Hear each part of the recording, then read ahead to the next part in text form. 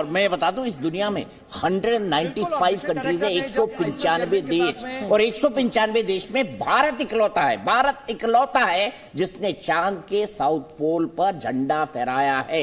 सोचिए कितने गौरव की बात है पूरी दुनिया के लिए, पूरे देश के लिए। आज जो है नासा भी हमको देख रहे होंगे, सलाम कर रहे होंगे, और बाकी जितने भी इजराइल की स्पेस एजेंसी है, रशिया की स्पेस एजेंसी है, वो सलाम कर रहे होंगे भारतीय वैज्ञानिकों को, और ये उनके डिटर्मिनेशन का परिणाम है। अब बताइए 700 करोड़ से कम में आप पूरा चंद्रयान बना ले। इतने में तो अवतार जो फिल्म थी मेरे ख्याल से उसके लिए 1700 करोड़ लगे थे, हॉलीवुड की फिल्म थी उसके लिए 1700 करोड़ लगभग लगे थे, हमने लगभग 650 से कम में भी बिल्कुल बना लिया है। और मैं आपको बता दूं कि साउथ पोल की इंपॉर्टेंस क्या है। सचिन भामा जी मेरे साथ मौजूद है, प्रोफेसर साहब मेरे साथ जुड़े हुए।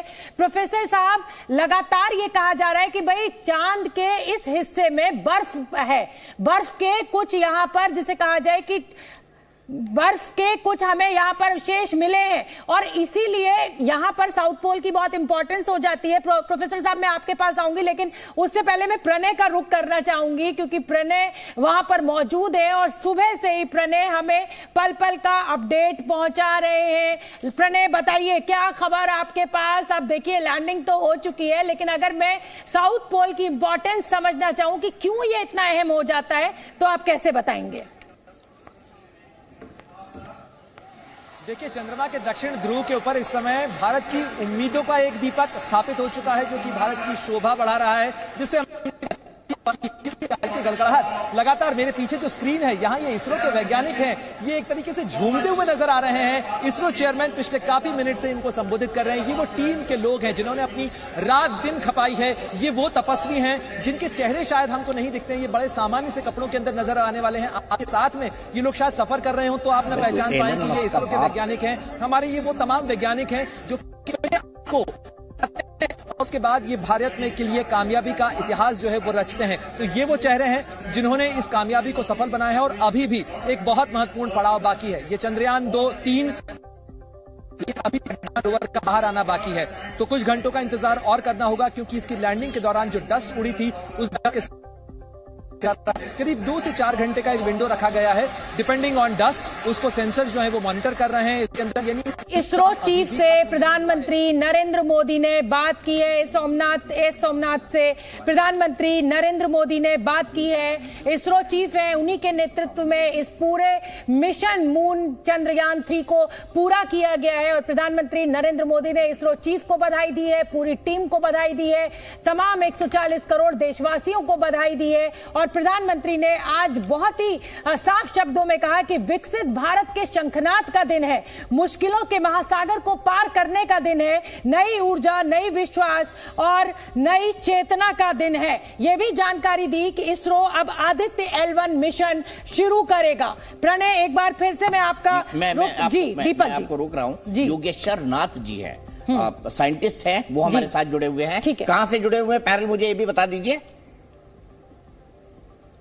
योगेश्वर जी, मेरा नाम डॉक्टर योगेश्वर नाथ मिश्रा है और मैं नासा के कुछ मिशन से जुड़ा रहा हूं और काम किया हूं। इसीलिए नासा से आप जुड़े हुए हैं। तो योगेश्वर जी मैं आज जानना चाहता हूं नासा में इस वक्त क्या हो रहा है इसरो की सफलता को देखकर। मैं ये कह सकता हूं कि नासा भी इसरो का लोहा मान गया होगा। नासा में कह सकता क्या बात बोली आप। मंगलयान हुआ है, जब मंगलयान हुआ था उससे ही नासा जो है, इसरो की जो वैल्यू है नासा में बहुत ज्यादा बढ़ गई थी। मैं ये कहूंगा कि जो दुनिया की जितनी भी स्पेस एजेंसी है, चाहे नासा है, चाहे यूरोपियन स्पेस एजेंसी है, चाहे रसिया की है, चाहे चाइना की जितनी भी स्पेस एजेंसी है, सब लोगों ने अभी इसरो और भारत का लोहा मान लिया कि वाह कितनी कम खर्च में इन्होंने ऐसा काम किया है जो कभी किसी ने नहीं किया था। साउथ पोल तक आज तक किसी ने लैंडिंग की नहीं थी। और मैं आपको बता देना चाहता हूं, एज ए साइंटिस्ट मैंने बहुत सारे ऐसे मिशन देखे हैं। नासा का जो परसेवरेंस रोवर उतरा था 2 साल पहले, मैं वहां पे था। आप म्यूट हो गए डॉक्टर साहब। वो मुझे लगता है कि जूम से नासा के वैज्ञानिक हमारे साथ जुड़े हुए थे और उनका जुड़ गए, फिर से जुड़ गए।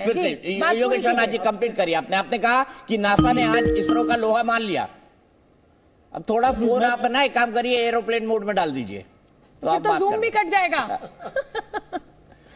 जी आपको मेरी बात सुनाई दे रही है अभी? जी बिल्कुल।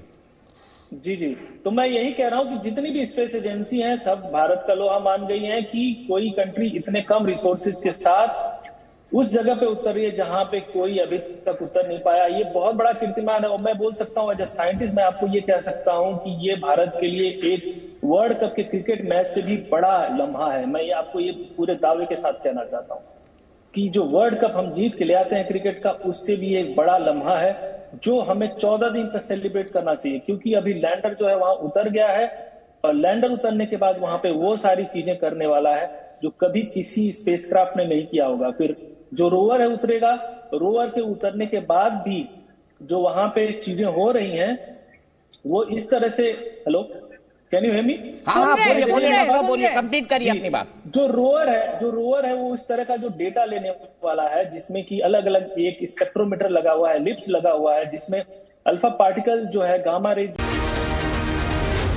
जी न्यूज़।